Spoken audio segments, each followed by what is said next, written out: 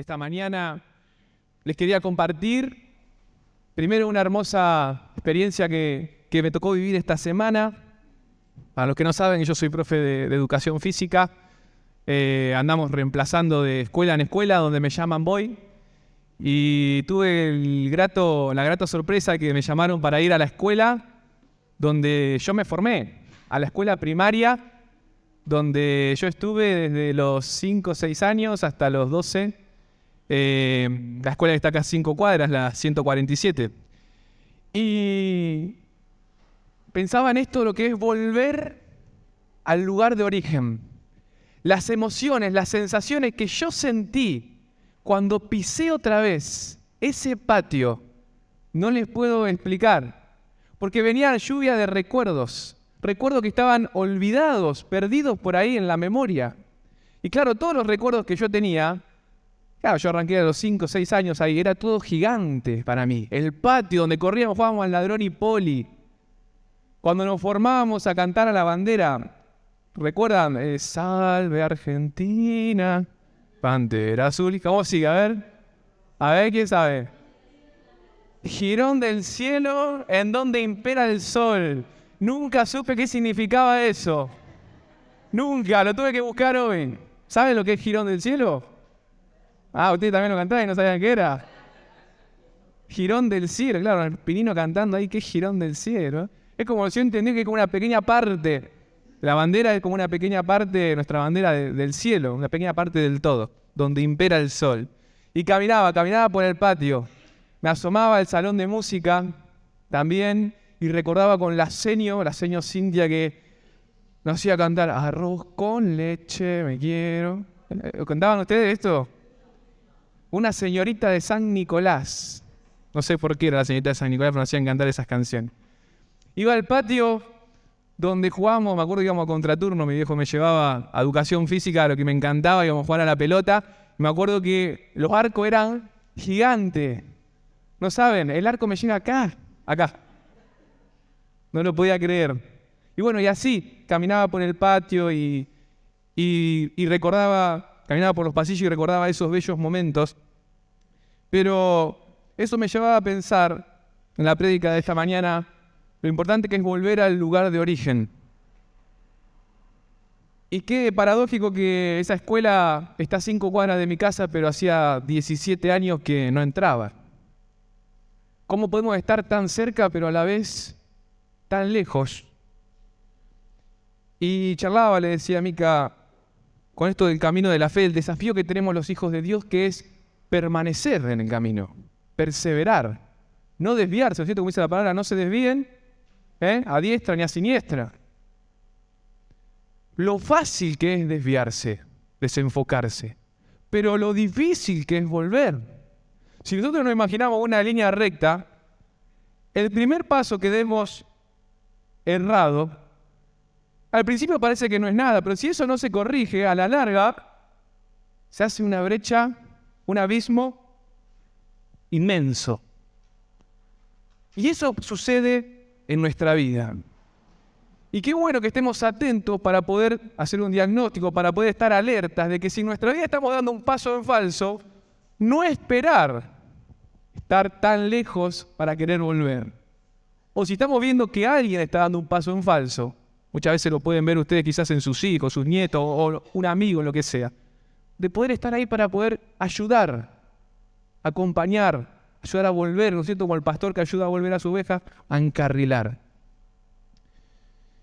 Y esto lo vemos siempre en la historia de la Biblia. El pueblo de Dios, lo fácil que le fue a ellos desviarse. ¿Recuerdan cuando sube al monte, me acuerdo, Moisés? Era el que fue al monte y volvió. Y dije, espérenme aquí. ¿Cuánto lo dejó? Un ratito. Como no volví ahí, nosotros nos hicimos acá, por la duda, este becerrito para adorar. ¿Cuánto tardó el pueblo? ¿Cuántas vueltas dio el pueblo de Israel? ¿Cuánto tiempo estuvo en cautiverio? Y lo que le costó, y lo que ellos deseaban. Porque se tuvieron que dar cuenta que cuando estaban en Babilonia, cuando estaban con los asirios, cuando estaban en Egipto, ahí se daban cuenta de decir, qué felices que estamos, cómo deseamos volver a nuestra tierra, a Jerusalén. Lo mismo pensaba, se me venía, cómo no pensar en el hijo pródigo. él teniendo todo decide irse, ¿cierto? Y empieza a malgastar. Un pequeño paso, me voy de mi casa. Pero a la larga, ¿cierto? Iba cayendo, terminó comiendo allí con los cerdos y ahí cuando él recapacita. ¿Hasta dónde tengo que llegar yo en mi vida para decir, estuvo mal eso que hice? Nunca es tarde para volver. Ahora, siempre esa historia, yo siempre lo que rescato y digo, qué fácil que es identificar el pecado del hijo pródigo, porque siempre esa historia, nosotros le damos al hijo, ese hijo que pidió la herencia, malgastó todo, se fue a los juegos, a esto, a lo otro, terminó allá con los cerdos comiendo y después recordamos cómo él vuelve. Pero en esta historia yo diría que son el regreso de los hijos pródigos, ¿no es cierto? Porque el hermano mayor, si bien estaba en la casa, ¿recuerdan? ¿Cómo estaba en la casa? ¿Estaba feliz de estar en la casa del padre? Dice que estaba chinchudo, enojado. Había algo en su corazón, había un rencor, un enojo, un odio que salía cuando vio al hermano. Que por más celos, por más que estaba en la casa, se ve que no estaba disfrutando del amor del padre. Y eso es mucho más difícil de identificar que el hijo que se va. Porque hay muchos hijos pródigos que se van de la casa, pero hay muchos que están en la casa y sin embargo están igual de perdidos. Metidos en su enojo, dolor, resentimiento, heridas que no sanaron. Y es igual de peligroso que aquel que se fue. Como iglesia tenemos ese ministerio, lo hemos hablado muchas veces. No solo de predicar la palabra a aquellos que los nos ha alcanzado, ¿no es cierto? Sino que hoy hay muchos, un gran porcentaje de personas que dejaron el camino. Que estaban en la iglesia sirviendo, asistían, pero por distintas cosas, por distintas heridas que le fueron sucediendo, se fueron apartando. Y decía, ¿no? ¿Hasta dónde es necesario llegar para darse cuenta de que ese no era el camino? Y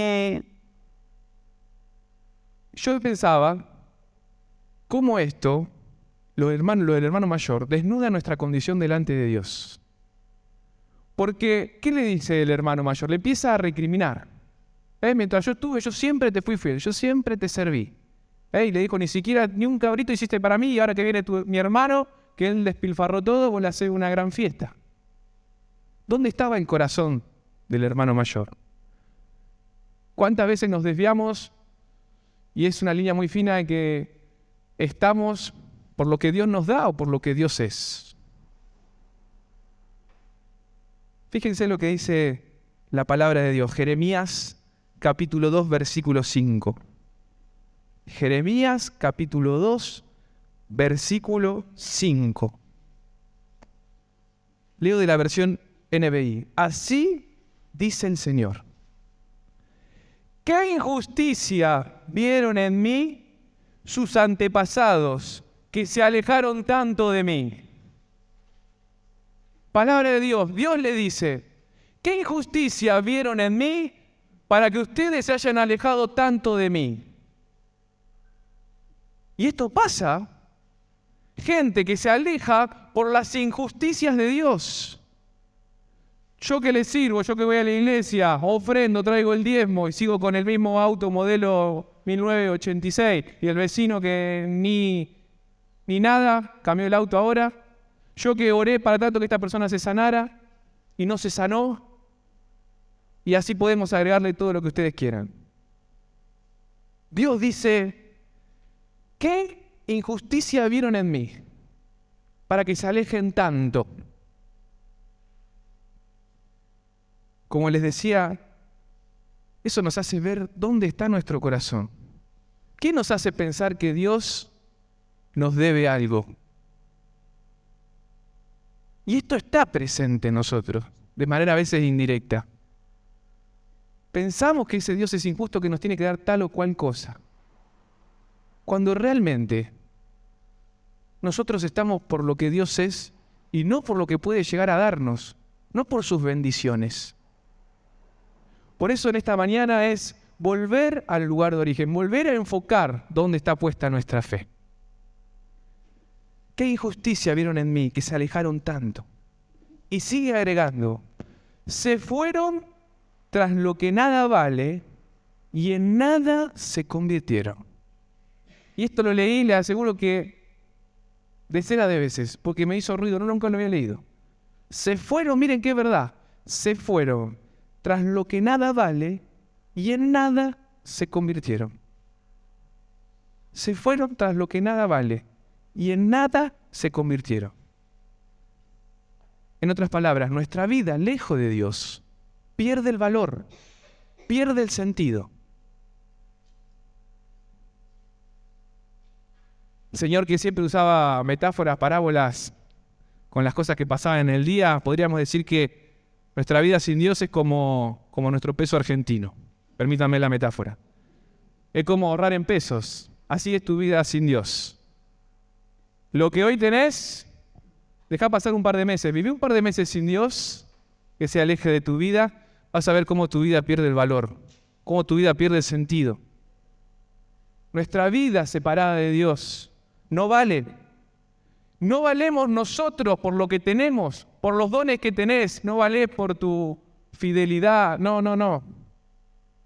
Valemos por lo que Dios dice que yo valgo. Mi valor está en Dios.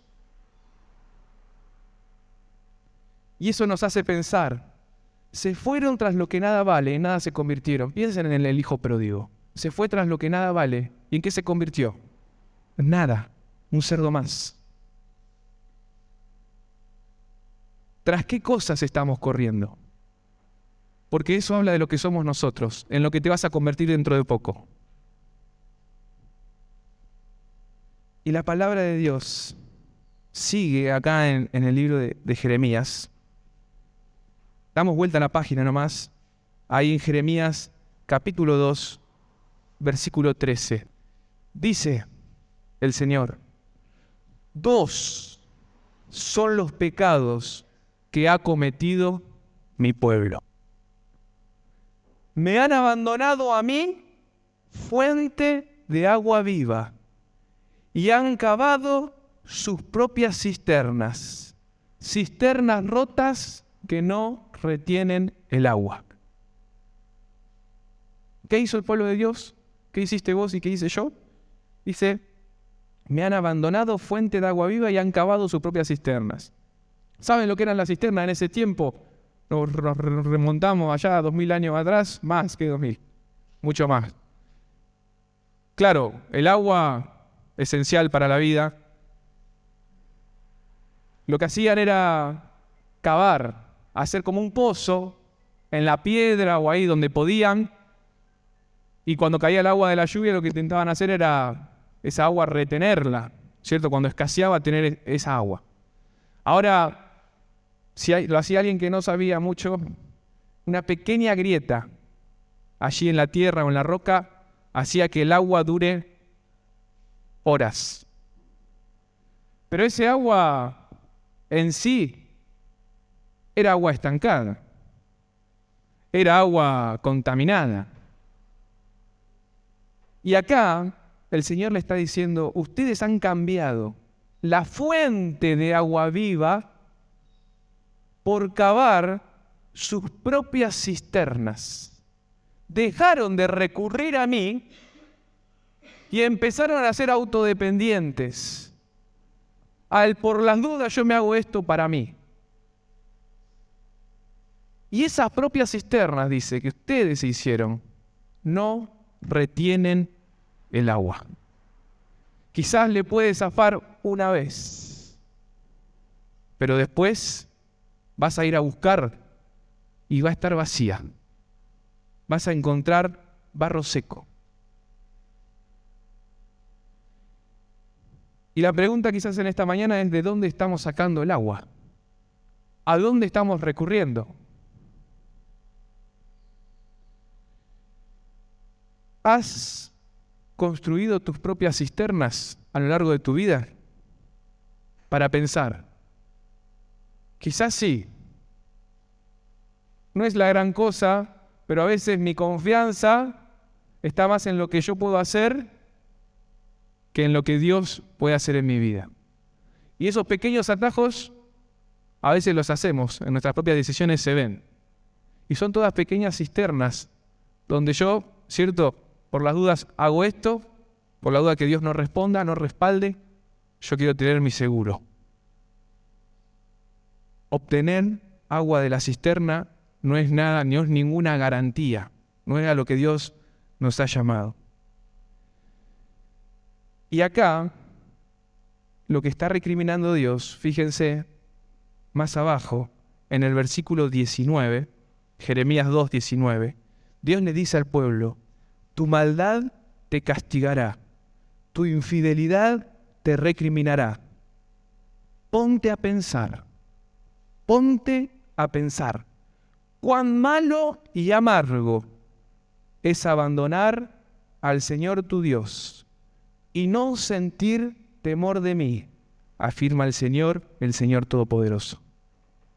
No solamente cavar cisterna, decir, bueno, pongo la confianza en mi trabajo, en mi dinero, en lo que vos quieras. No solamente esas son las cisternas, sino que el Señor nos habla de cisternas también en cuanto a nuestra fidelidad a Dios, en cuanto a perder el temor de Dios. Ponte a pensar, nos dice el Señor, cuán malo y amargo es abandonarme. Cavar la propia cisterna es eso, es darle la espalda a Dios. Cavar nuestras propias cisternas es no sentir temor de Dios. Es no serle fiel a Dios. Es convertirse autodependientes. Darle lugar a nuestro egoísmo. Eso es cavar también nuestras propias cisternas y no recurrir a las fuentes de agua. Yo me pregunto y te pregunto en esta mañana, ¿hay algo que hoy no te permita ser realmente feliz? ¿Hay algo que vos puedas decir, esto hoy a mí no me deja vivir en paz? ¿Cuántas veces escuchamos eso, no es cierto? Hasta que no se solucione este problema, no vamos a estar en paz. Y eso es otra gran cisterna que tenemos en nuestra vida. ¿Ustedes creen que si obtienen eso que hoy le falta para ser feliz, si se soluciona ese problema que a ustedes le está sacando la paz, ¿ustedes creen que si pasa eso, ustedes van a ser realmente felices o van a obtener esa paz que están buscando? Les aseguro por experiencia propia que apenas se solucione eso, va a aparecer otra cosa que le saque la paz, otra cosa que le saque el gozo, la felicidad. ¿Por qué? Porque estás dependiendo de las cisternas que te den el agua y no estás recurriendo a la fuente de agua viva. Porque el que bebe de esa fuente de agua viva puede transitar esos problemas, esas cosas que le quitan la paz, esas cosas que parece que no te permiten ser feliz, pero vos podés experimentar el gozo en el mientras tanto. Vos podés experimentar la paz verdadera en medio de esa situación. No hace falta que se solucione tu problema. Porque el que acude a la fuente y no a la cisterna puede vivir con muchas cosas sin solucionar, muchos problemas, pruebas que nos toque vivir, pero el gozo, la paz, no le va a faltar, porque él bebe el agua de la fuente. Él no tiene su confianza puesta en esa cisterna que él cavó. No.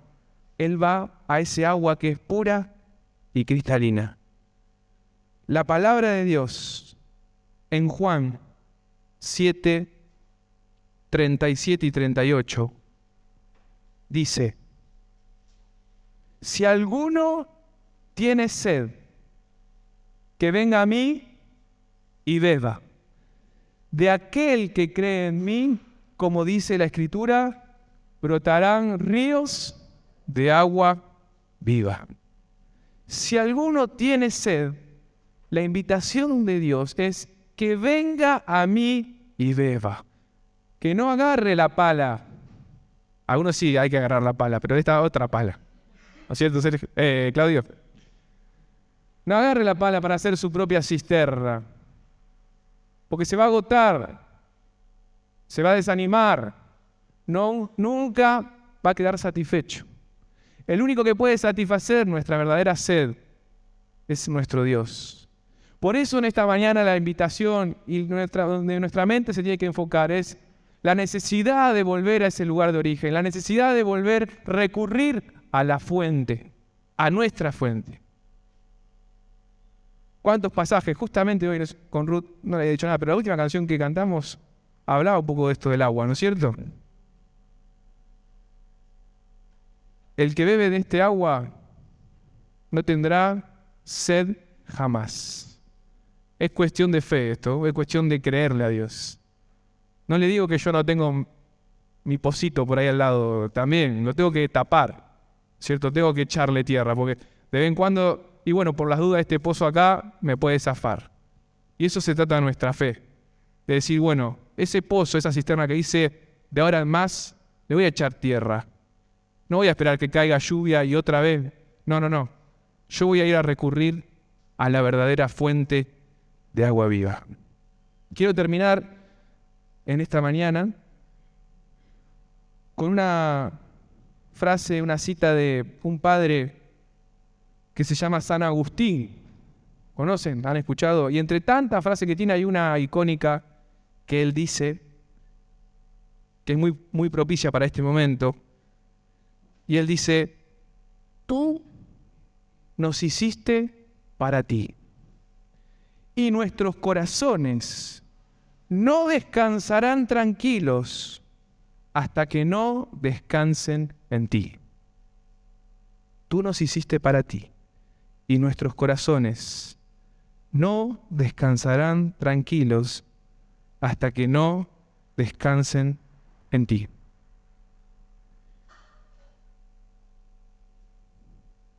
¿Se acuerdan del jirón del cielo? El jirón es esa pequeña parte del todo. Y es como, ¿quién iba a decir que iba a usar esta palabra en una prédica? No sabía ni lo que significaba. Como el jirón del cielo, ese jirón, esa pequeña parte del todo de Dios, hay una pequeña parte que está en tu vida y en mi vida. Un jirón del cielo, un jirón de Dios está acá. Y eso solamente puede ser satisfecho con nuestro Dios.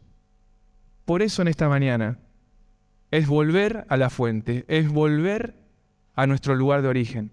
Y qué bien que se siente cuando estoy en el lugar donde pertenezco, al lugar donde fui feliz.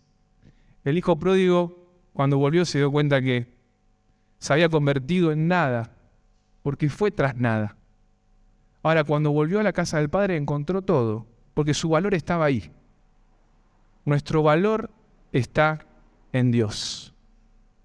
Volvamos una vez más a la fuente. Vamos a orar esta mañana. Les invito a que se pongan de pie.